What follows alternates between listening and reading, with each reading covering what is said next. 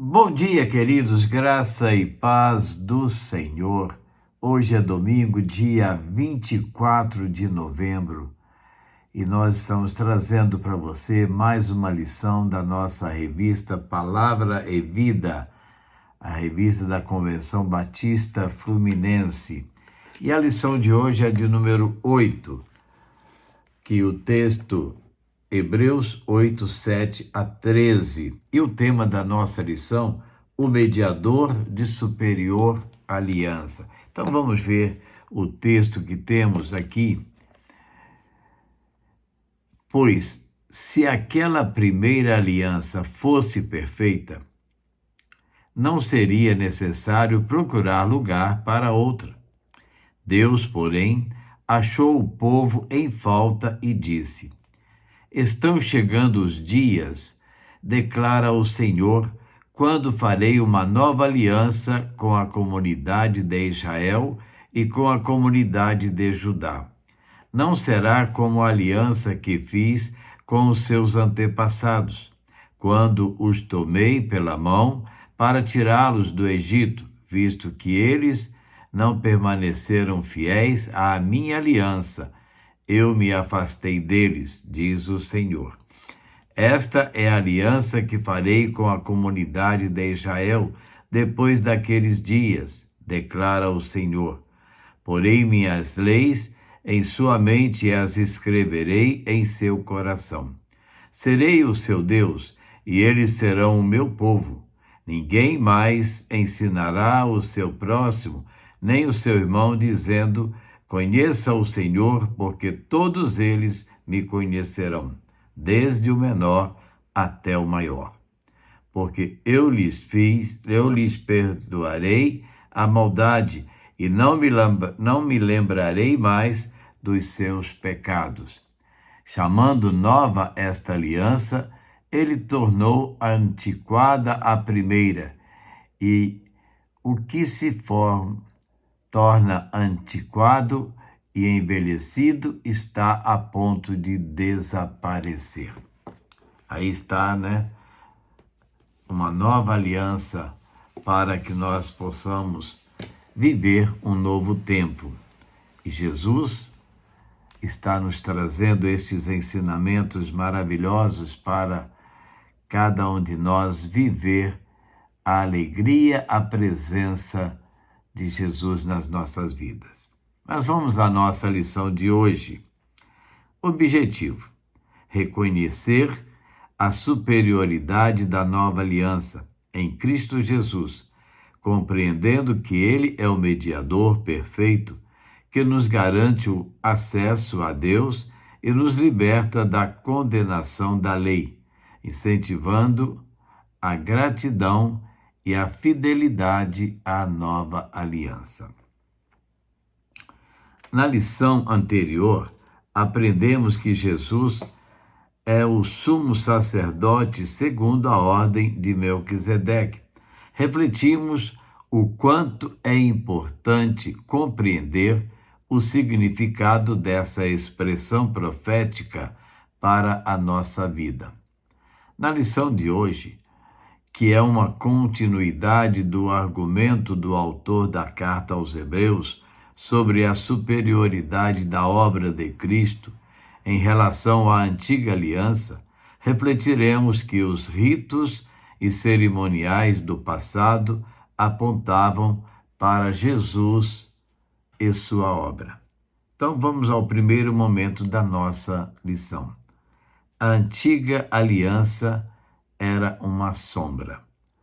O autor da carta aos Hebreus inicia o capítulo 8 resumindo os argumentos já elaborados no capítulo anterior, sustentando que o essencial das coisas que estamos dizendo é que temos tal sumo sacerdote, que se assentou à direita do trono da majestade nos céus, como ministro do santuário e do verdadeiro tabernáculo que o Senhor erigiu, e não o homem. Hebreus 8, 1 e 2. Assim, Mais uma vez, o autor faz uma referência ao messiânico Salmo 110, mas agora o verso 1, em que está a profecia: Disse o Senhor ao meu Senhor: Sente-se à minha direita, até que eu ponha os seus inimigos por estrado dos seus pés. Mais uma vez, temos aqui uma referência clara de Jesus como o rei e sacerdote que governa do céu. O autor destaca bem o cumprimento da profecia do Salmo 110, para mostrar aos cristãos hebreus e a nós também que ela se cumpre de forma efetiva e exclusiva em Jesus. Por conseguinte, o autor prossegue seu argumento, segundo o qual Jesus Cristo fez mais excelente obra do que o sacerdócio da antiga aliança.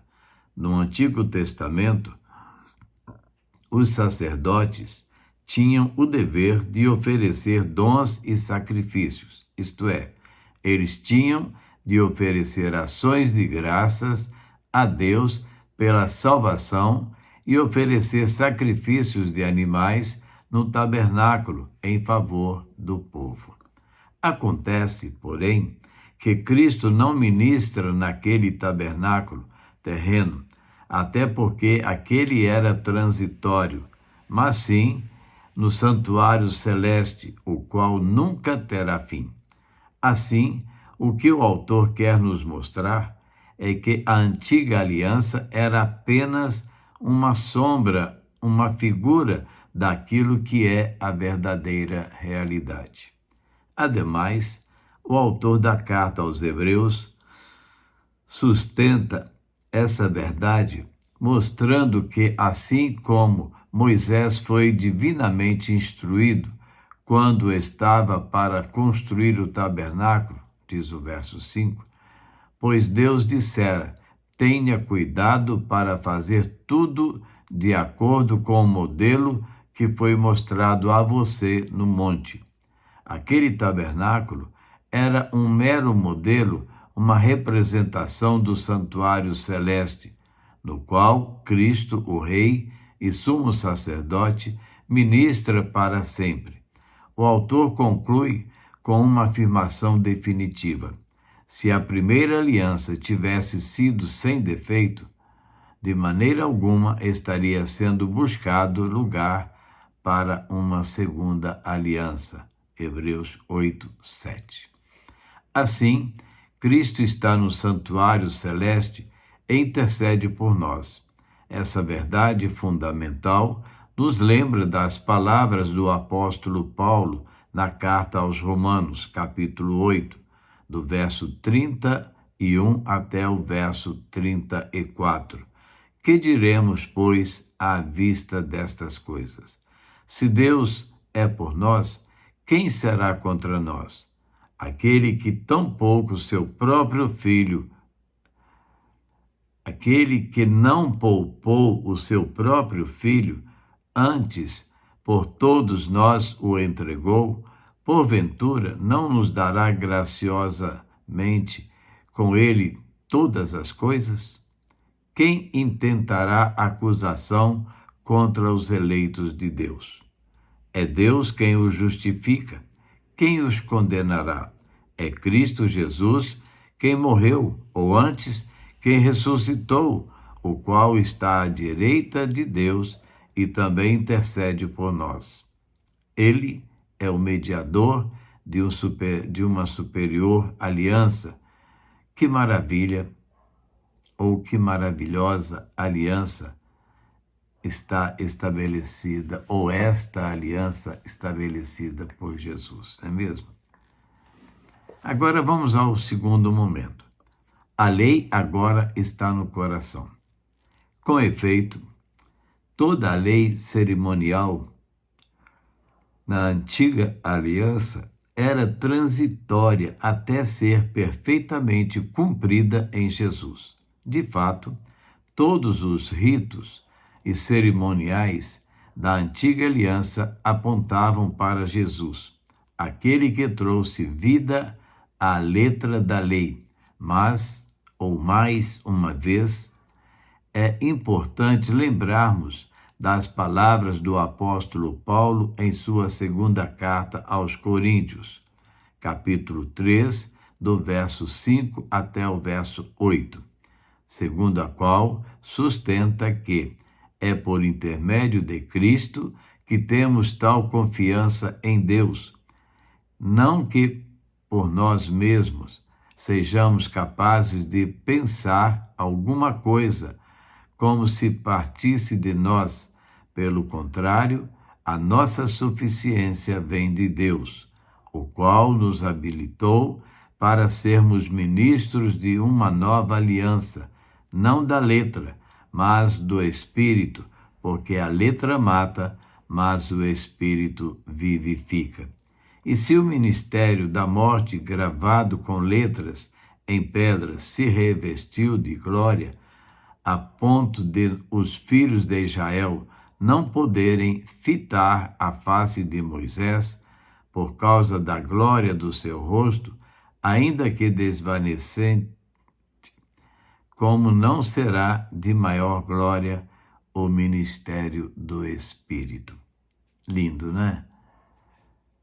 Só nós pensarmos aquilo que Cristo fez, faz e fará, para que possamos reconhecer nele este grande sacerdote e sacerdócio e seguir os seus ensinamentos. À semelhança do entendimento do apóstolo Paulo, o autor da carta aos Hebreus relembra a importante promessa feita por Deus ao seu povo, por meio do profeta Jeremias, que está registrada no livro que carrega o seu nome, no capítulo 31, a partir do verso 31 até o verso 34. Na verdade, essa é a maior citação de um texto do Antigo Testamento na carta aos Hebreus, e a promessa possui lições muito importantes para a nossa vida. Então vejamos algumas dessas lições. Em primeiro lugar, a profecia de Jeremias é uma promessa clara do Senhor, ainda no Antigo Testamento, de que a antiga aliança tinha um tempo para se findar, pois ela não era suficiente, Hebreus 8, 8 e 9, para trazer mudanças da mente e do coração.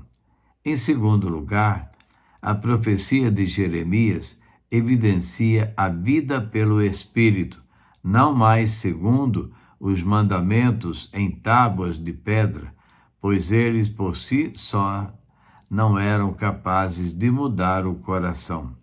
Isso mostra a grande diferença entre a experiência cristã e as religiões vazias. Na experiência cristã, as boas obras e a obediência a Deus são resultado de um coração quebrantado e cheio do Espírito Santo. Assim, não é meramente o rito da religião que poderá modificar o coração. Se o pecador não evidenciar obras de arrependimento e confiança em Jesus, de nada adiantará os ritos e as cerimônias religiosas. Por fim, a profecia de Jeremias mostra a condução do Espírito Santo na vida daquele que crê, produzindo vida, conhecimento e discernimento espirituais. O Consolador, o Espírito Santo, a quem o Pai enviará em meu nome,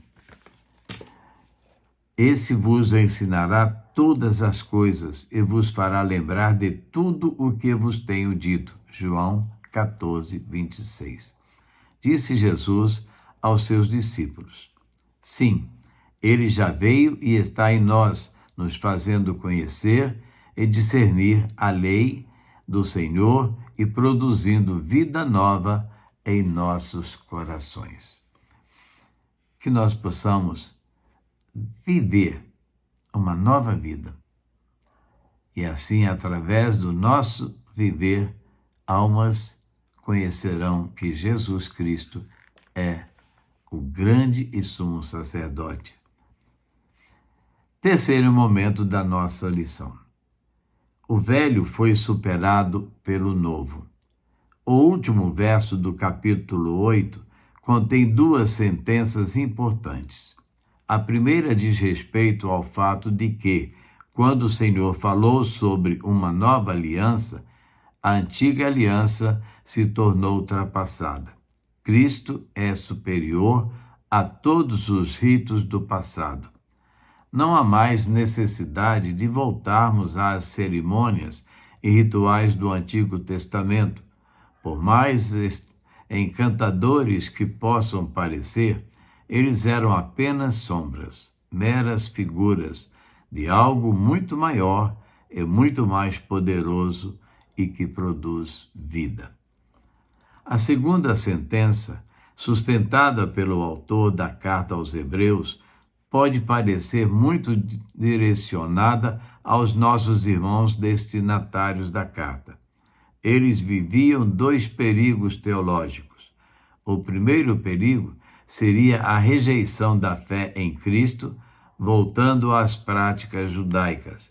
Para esse perigo, o autor da carta faz um grande esforço para demonstrar a eles a superioridade de Cristo, o Messias prometido. O segundo perigo teológico seria aquele em os cristãos só poderiam ser salvos se crescem em Jesus, mas não abandonassem as antigas práticas judaicas. Ora, em relação a esses dois perigos, o autor da carta aos Hebreus responde: aquilo que está antiquado, ultrapassado e envelhecido está prestes a desaparecer. Hebreus 8:13. Portanto, não deixemos a segurança que temos em Cristo e na superioridade da sua aliança, aquela estabelecida no coração e que produz vida, para voltarmos aos ritos e cerimônias mortas que ficaram para trás. Finalizando a nossa lição, para pensar e agir. Primeiro, porque algumas pessoas, até mesmo cristãs, enaltecem tanto as práticas judaicas. Você já presenciou um culto cristão cheio de práticas do judaísmo? Seria estranho, né? Segundo, você consegue perceber a direção do Espírito Santo em sua vida? Conte um testemunho em sua classe. E finalizando, como a experiência cristã tem levado você à prática das boas obras? Você sente alegria em servir e amar?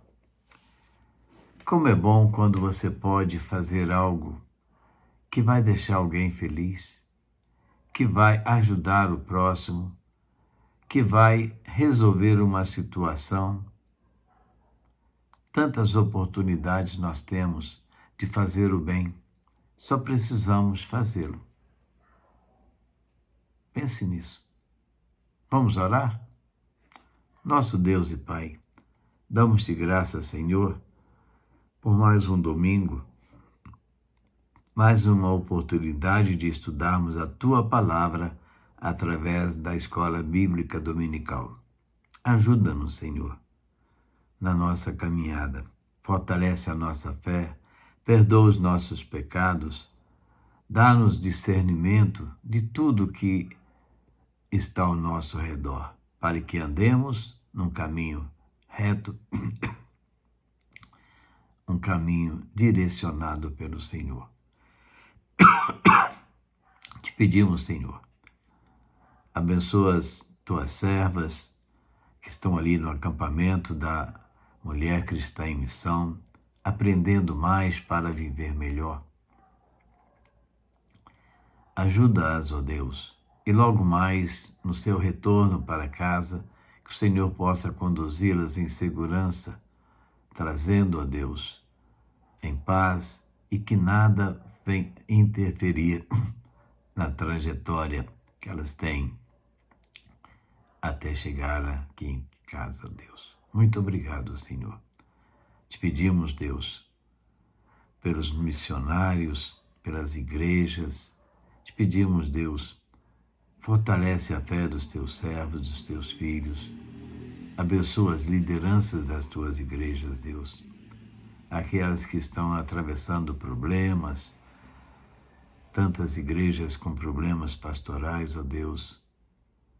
Nós clamamos ao Senhor, que o Senhor possa resolver estas situações, ó Deus, dando sabedoria e entendimento, e que as tuas igrejas sejam resguardadas e restauradas, ó Deus.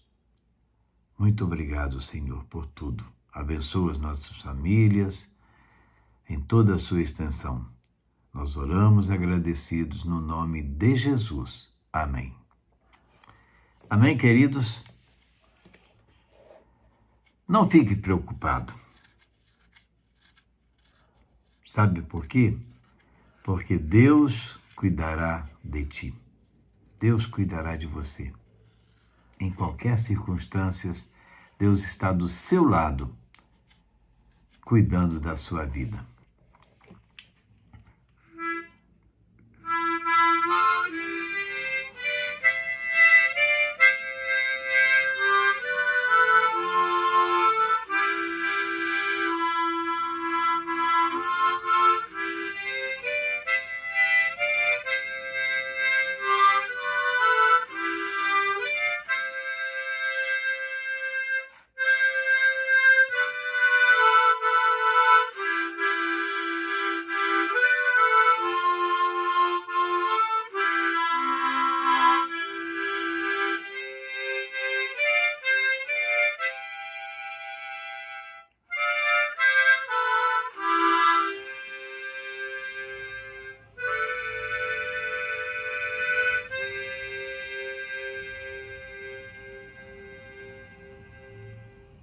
Deus cuidará de ti.